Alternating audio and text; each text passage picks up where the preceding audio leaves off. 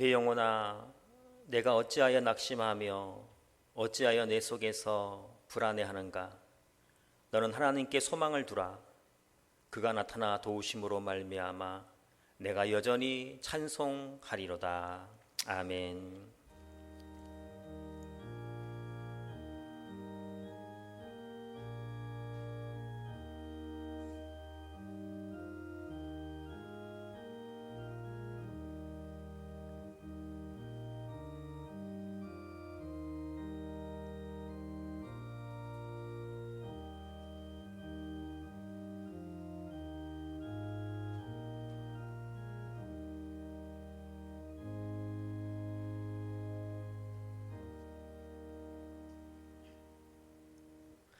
우리가 드리는 예배를 기쁘시게 받으시고 예배드리는 곳에 임재하시는 하나님, 지금 저희가 예배드리오니 이곳에 임재하셔서 우리의 예배를 흠양하여 주시옵시고 우리에게 하늘 축복을 부어 주시옵소서.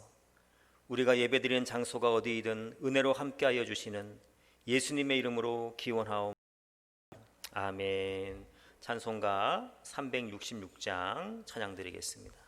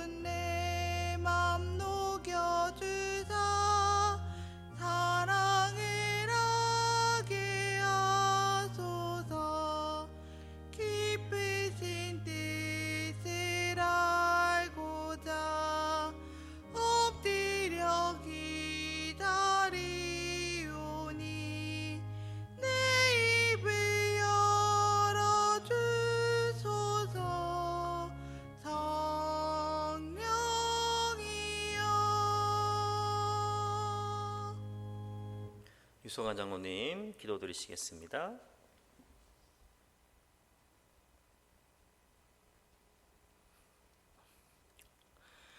우리의 방패여 영광이시는 하나님을 찬양합니다. 우리의 기도를 들어 택하신 자들로 하여금 하나님을 찬양하게 하시니 감사드립니다. 코로나로 인해 온 세계가 어지럽고 힘겨운 시간을 보내고 있지만 모든 상황을 선한 길로 인도하심을 믿고 간구하오니 오늘 임재하여 주시고 성실한 은혜로 베풀어 주시옵소서.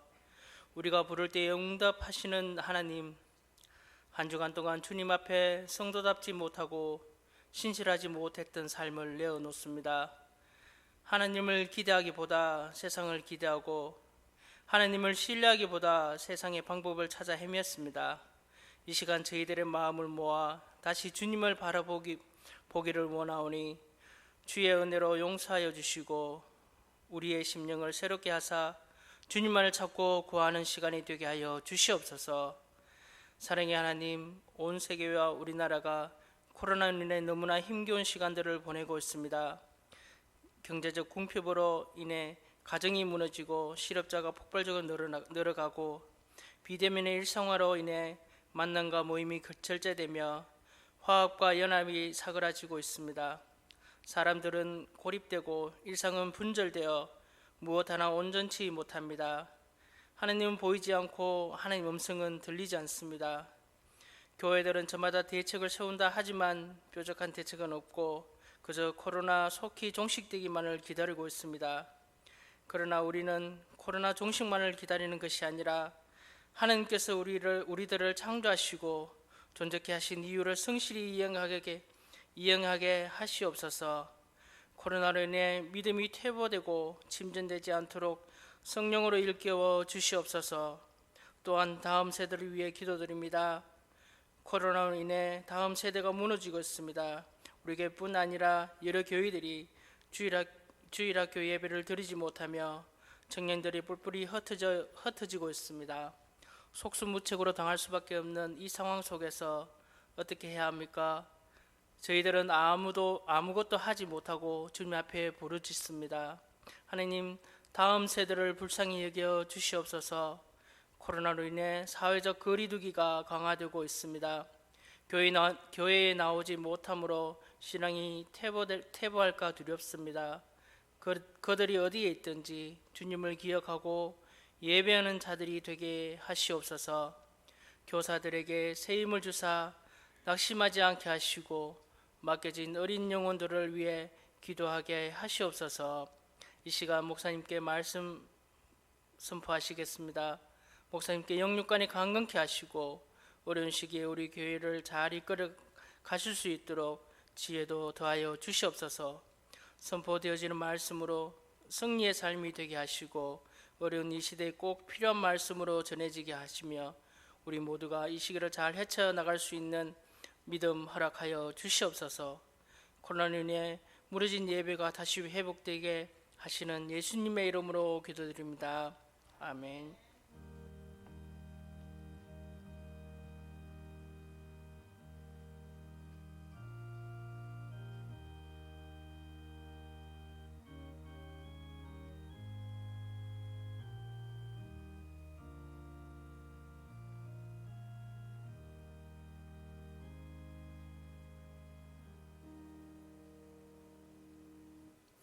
이 시간 저에게 주시는 하나님 말씀은 신약성경 고린도전서 5장 1절에서 7절까지 말씀입니다. 신약성경 268쪽쯤에 있습니다. 고린도전서 5장 1절에서 7절까지 말씀을 제가 봉독하도록 하겠습니다. 너희 중에 심지어 음행이 있다 함을 들으니 그런 음행은 이방인 중에서도 없는 것이라. 누가 그 아버지 아내를 취하였다 하는도다. 그리하고도 너희가 오히려 교만하여져서 어찌하여 통한이 여기지 아니하고 그 일 행한 자를 너희 중에서 쫓아내지 아니하였느냐. 내가 실로 몸으로는 떠나 있으나 영으로는 함께 있어서 거기 있는 것 같이 이런 일 행한 자를 이미 판단하였노라. 주 예수의 이름으로 너희가 내 영과 함께 모여서 우리 주 예수의 능력으로 이런 자를 사탄에게 내주었으니 이는 육신은 멸하고 영은 주 예수의 날에 구원을 받게 하려 함이라. 너희가 자랑하는 것이 옳지 아니하도다. 적은 누룩이 온 덩어리에 퍼지는 것을 알지 못하느냐. 너희는 누룩 없는 자인데 새 덩어리가 되기 위하여 묵은 누룩을 내버리라. 우리의 유월절 양 곧 그리스도께서 희생되셨느니라. 아멘. 이 시간 우리 구명혜 집사님 부부 나오셔서 찬양을 통하여 하나님께 영광 올려드리겠습니다.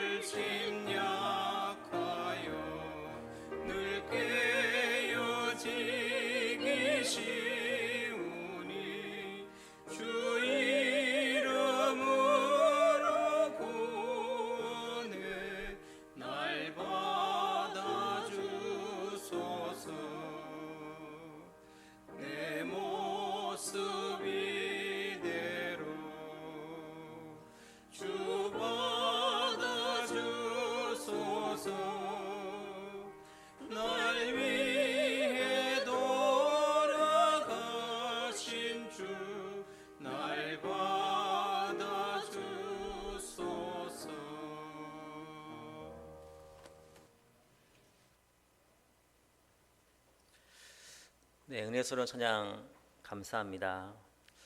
구명희 집사님 배 타실 때는 이렇게 부부가 이렇게 자주 떨어져 있었는데 이제 퇴직해서 섭섭하지만 이렇게 늘 같이 다니시는 모습을 보니까 너무 보기 좋습니다. 권사님도 좋죠? 네, 그 J.D. 그리어라는 사람이 쓴 Jesus Continued라는 책이 있습니다. 그 책에 보면은 이런 이야기가 나옵니다. 어느 작은 새가 겨울을 나기 위해서 남쪽으로 가려고 했는데 그만 게으름을 피우다가 늦게 출발해서 눈폭풍 위에 휘말려서 날개가 얼어붙어서 땅에 떨어지고 말았습니다. 그래서 이제 죽었구나 이렇게 생각을 하는데 그 길 지나가던 소 한 마리가 그 새 위에다가 이제 똥을 이렇게 쇠똥을 싼 거예요. 그래서 이 새는 야 이거 뭐 엎친데 격행격으로 또 안 좋은 일이 생기네 이렇게 생각했는데 놀랍게도 시간이 조금 지나니까 그 쇠똥의 뜨거운 열기가 자기 몸에 이렇게 날개를 녹게 하는 거예요. 그래서 날 수 있게 되었어요. 그래서 너무 신이 나가지고 막 노래를 부르는데 지나가던 고양이가 그 새의 노래 소리를 듣고 다가와서 그 새를 꿀꺽 삼켜 버렸다는 이야기가 있습니다. 이 이야기는 우리에게 세 가지 교훈을 주는데요. 첫 번째는 우리에게 똥을 싼다고 해서 다 우리의 적은 아니다라는 것이죠. 두 번째는 똥에 있는 우리를 꺼내준다고 해서 또 우리의 친구는 아니라는 것입니다. 세 번째는 똥 속에 있을 때는 때로 입을 다물고 기다리는 것이 유익하다입니다. 아무튼 이 작은 새가 자신의 위에 쇠똥이 떨어졌을 때에 현명하게 대처했다면 오히려 살 길이 열렸을 것인데 그렇게 하지 못해서 죽고 말았습니다. 설교 시간에 똥 얘기를 해서 죄송하지만 사실 교회 위에도 똥이 떨어질 때가 있습니다. 교회라고 해서 항상 좋은 일이 있는 것은 아닙니다. 이렇게 똥이 떨어졌을 때에 교회는 잘 대응을 이렇게 해야 합니다. 만약 교회에 똥이 떨어졌을 때에 잘 대응하면 오히려 교회가 회복되고 새로운 출발을 할 수 있는 좋은 기회를 갖게 되기 때문입니다. 지금 고린도 교회에는 처리하기 힘든 문제가 떨어져 있습니다. 교회에 분쟁이 있었다는 얘기는 말씀드렸고요. 오늘 본문에 보면 또 다른 문제가 있는 것을 알게 됩니다. 무슨 문제일까요? 1절 말씀입니다. 너희 중에 심지어 음행이 있다 함을 들으니 그런 음행은 이방인 중에서도 없는 것이라. 누가 그 아버지의 아내를 취하였다 하는도다. 이 고린도 교회는 성적으로 문란한 곳이었는데요. 그러다 보니까 이제 성적으로 문란한 사람들이 전도를 받고 교회를 오게 됩니다. 물론 교회를 오는 것은 좋은데 교회에 출석하게 되면 예전에 죄된 습관을 버려야 하는데 죄된 습관은 그대로 가지고 고린도 교회에 출석하고 있었어요. 그 중에 이런 사람이 있었는데 아버지의 아내를 취한 사람이 있었어요. 제가 이것을 원어로 살펴보니까 이 아버지의 아내는 자기 엄마를 말하는 것이 아니라 아버지의 첩을 의미하는 것인 것 같아요. 아버지가 첩을 얻어서 데리고 살았는데 무슨 이유에서인지 마음에 들지 않아서 그 첩을 내보내니까 평소에 그 첩을 좋아했는지 그 아들이 이제는 그 첩을 데리고 살고 있는 거예요. 이러한 행동은 성경에서도 금지되어 있고 이방인들도 하지 않는 행동이었어요. 그런데 고린도 교회에 다니는 교인이 아무렇지도 않게 이러한 일을 행하고 있었습니다. 물론 고린도 교회 사람들은 그 사실을 다 알고 있었어요. 그런데 같은 동네 사람이고 또 선배 후배고 그랬는지 모르겠지만 그래서 아무 조치도 취하지 않고 모르는 척 이렇게 눈 감아주고 있었습니다. 이러한 사실이 바울에게 전해지는데 이 사실을 전해들은 바울은 격분하죠. 그래서 1절에서 그런 음행은 이방인 중에서도 없는 것이라 라고 통탄을 하고 있습니다. 바울은 이 죄를 누룩으로 표현합니다. 그러면서 6절에서 적은 누룩이 온 덩어리에 퍼지는 것을 알지 못하느냐라고 외치고 있습니다. 물론 아버지의 아내를 취한 사람은 고린도 교회에 한 사람밖에 없었을 것입니다. 그래서 적은 누룩이라 이렇게 본문은 표현하고 있습니다. 그러나 바울은 적은 누룩의 위험을 잘 알고 있었습니다. 제가 어릴 때에 어머니가 이렇게 빵 같은 걸 해주실 때 보니까 밀가루 안에다가 이스트 가루를 이렇게 넣는 걸 보았어요. 그래서 어머니에게 그것이 뭐냐 이렇게 한번 물어본 적이 있는데요. 효모 같은 거죠. 빵을 부풀게 하는. 그런데 그 적은 양의 그 이스트를 밀가루에 넣으니까 시간이 지나면 지날수록 밀가루가 이렇게 부풀어 오르던 것을 제가 신기하게 바라본 기억이 있습니다.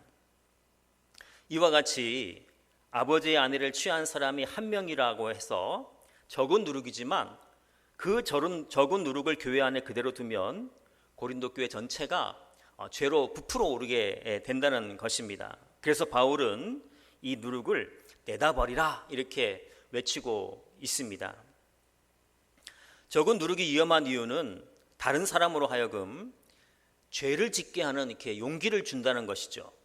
한번 예를 들어보겠습니다. 정확한 예는 아니지만 어떤 분이 어느 날 교회 예배에 늦게 참석하셨어요. 그래서 예배실 문을 열고 들으면서 괜히 죄송스럽고 미안하기도 해서 다음 주부터는 서둘러서 일찍 와야지 이런 마음을 먹고 있는데 가만히 앉아서 보니까 자기보다 이렇게 더 늦게 오는 사람도 있는 거예요. 그래서 그 사람을 보면서 어떻게 생각할까요?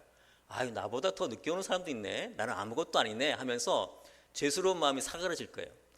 그리고 늦게 오는 사람이 뭐 장로님이나 권사님이면 더 용기가 생길 거예요.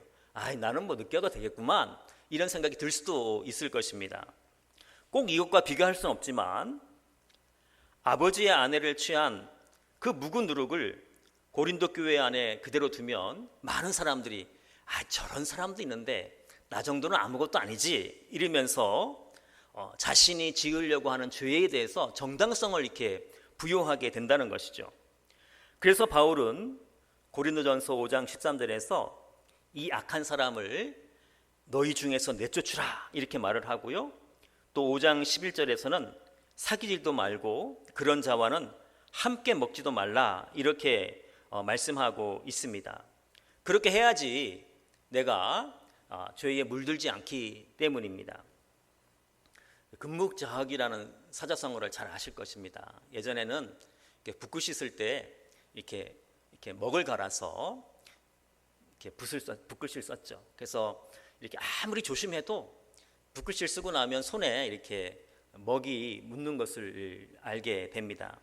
이와 같이 죄를 가까이 두면 나도로 모르는 사이에 죄가 나를 이렇게 물들게 하는 것입니다.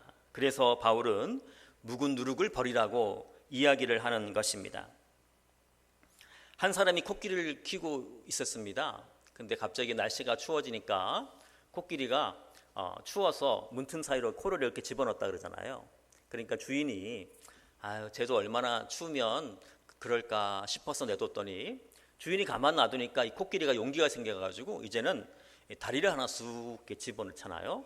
그러니까 주인이 쟤는 또 얼마나 추워서 그럴까 이렇게 내두니까 나중에 머리를 집어넣고 나중에 몸을 다 집어넣어서 이렇게 집이 무너졌다 하는 얘기를 제가 초등학교 때 선생님에게 들은 이야기가 있습니다. 만약에 집 주인이 코끼리가 코를 처음 넣었을 때 탁 때리면서 안 돼! 그랬으면 그 코끼리는 집에 들어올 생각을 하지 않았을 것입니다. 이렇게 우리도 우리 안에 또 우리 교회 안에 누룩이 들어올 때는 안 돼! 하고 막아야 하는 것입니다. 1941년 12월 7일 6척의 그 항공모함에서 출발한 그 일본 공군기 353대가 진주만을 향해서 이렇게 날아왔습니다. 그래서 미군의 21척 군함을 침몰시키고 117대의 비행기를 이렇게 파괴했습니다. 그리고 2,003명의 사상자를 내고 960명의 실종자와 1,100명의 부상자를 발생시켰다고 합니다. 그런데 이 엄청난 사건이 한 사람의 실수에서 시작되었다고 합니다. 진주만 기습 55분 전에 미군 레이더 기지에 2명의 병사가 스킬을 보니까 갑자기 수많은 점들이 레이더 위에 막 이렇게 떠오르는 거예요. 그래서 자신의 상관인 중위에게 이것을 보라고 이렇게 얘기하니까 이 중위가 이거 우리나라 공군일 거야. 뭐 이렇게 어디서 뭐 적군들이 이렇게 오겠어 하면서 무시하고 이렇게 지나가 버렸어요. 그 무시한 후에 55분 후에 진주만에 폭탄이 떨어지기 시작한 것입니다. 바로 한 사람의 이 무관심이 큰 비극을 초래하게 된 것입니다. 우리는 그래서는 안 됩니다. 우리는 성령의 레이더를 잘 돌려서 관찰하다가 우리 가운데 죄가 들어오면 바로바로 이렇게 처리해야 됩니다. 그래서 바울은 적은 누룩이라고 가만두지 말고 묵은 누룩을 내어버리라 이렇게 말씀하고 있습니다.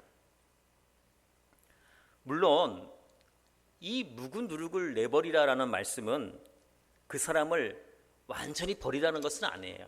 왜냐하면 예수님도 회개하면 그 사람이 어떤 죄를 지어도 다시 받아주시기 때문에 그렇습니다. 그래서 묵은 누룩을 내다 버리라는 말씀은 그에게 새 출발을 할 수 있도록 회개의 기회를 주라는 것입니다. 오히려 묵은 누룩을 버리지 않고 가만 놔두면 묵은 누룩인 그 사람이 정말로 죽게 되는 일이 발생하게 됩니다. 그래서 묵은 누룩을 위해서라도 묵은 누룩은 이렇게 버려야 되는 것입니다. 다윗이 남의 아내인 바세바를 취하고 그 남편을 죽이는 엄청난 죄를 지었죠. 궁궐에 있는 사람은 다 알고 있었을까, 이 사실을. 그런데 아무도 다윗에게 그 사실을 이야기하는 사람이 없었어요. 왜냐하면 다윗은 왕이었기 때문에 그렇습니다.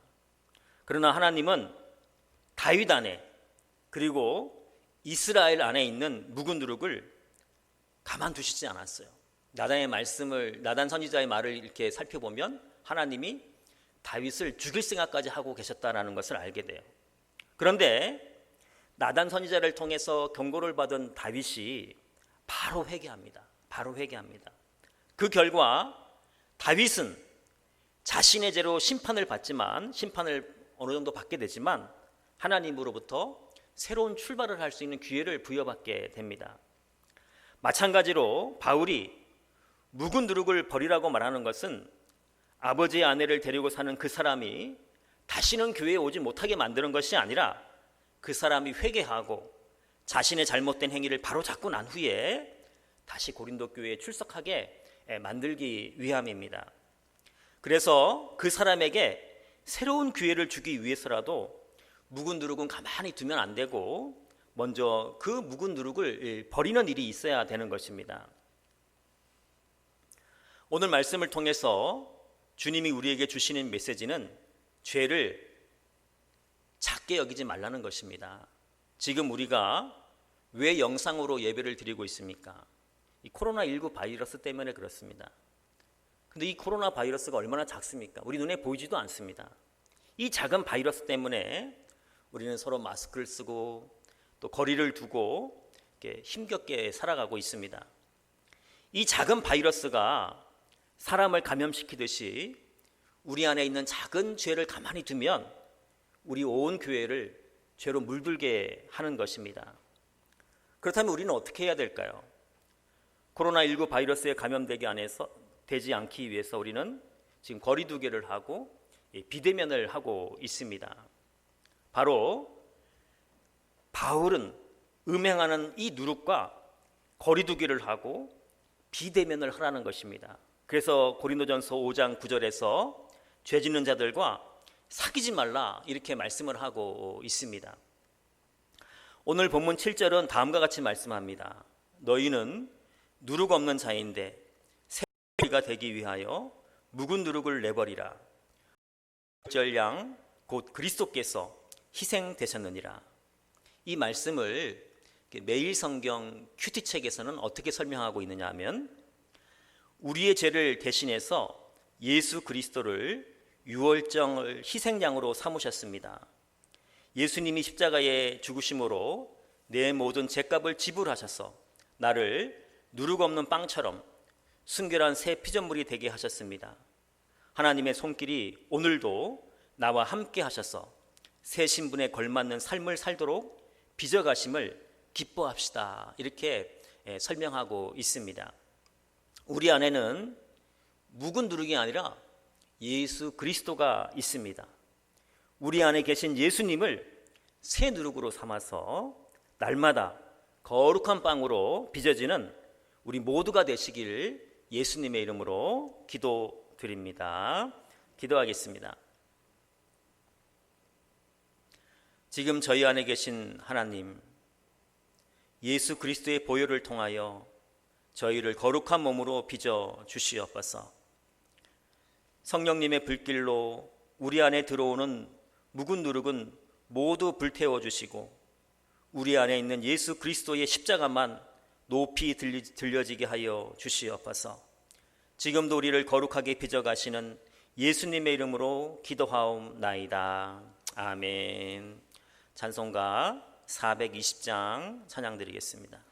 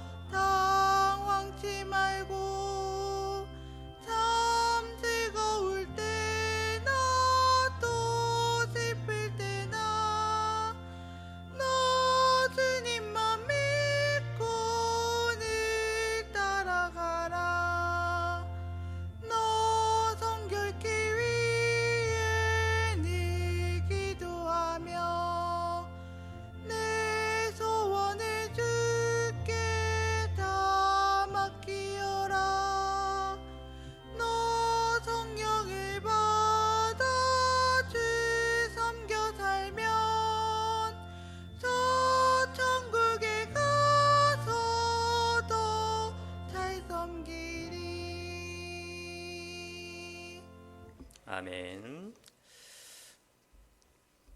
제가 얼마 전에 설교 시간에 이 코로나 브루라는 단어를 소개해 드린 적이 있습니다. 이 코로나 브루는 이 코로나로 인해서 다가오는 이렇게 우울감, 이렇게 또 무기력감, 뭐 이런 것을 의미하는 단어인데요. 저도 요즘에 가끔씩 이 코로나 블루에 이렇게 감염될 때가 있습니다. 그래서 때로는 나 자신도 모르게 무기력해지고 우울해지고 뭐 이럴 때가 있는데 여러분들은 더 이렇게 심하신 분들도 계실 것이고 그럴 텐데 우리가 이럴 때일수록 더 이렇게 찬송가도 가끔씩 힘차게 부르시고 또 성경도 크게 틀어놓고 한번 들어보시고 또 너무 집에만 계시지 마시고 산으로 들러 이렇게 운동도 열심히 하셔서 어려운 시기를 우리가 잘 이렇게 견뎌내야 될 것 같습니다. 그리고 얼마 있으면 금방 극복될 겁니다. 여러분 믿음을 가지시고 기도를 해주시면 감사하겠습니다. 한 주간도 건강하시고 또 내일 태풍이 온다고 하는데 또 조심하시고 그래서 다음에 또 우리 건강한 모습으로 뵙기를 소망합니다. 기도하시겠습니다.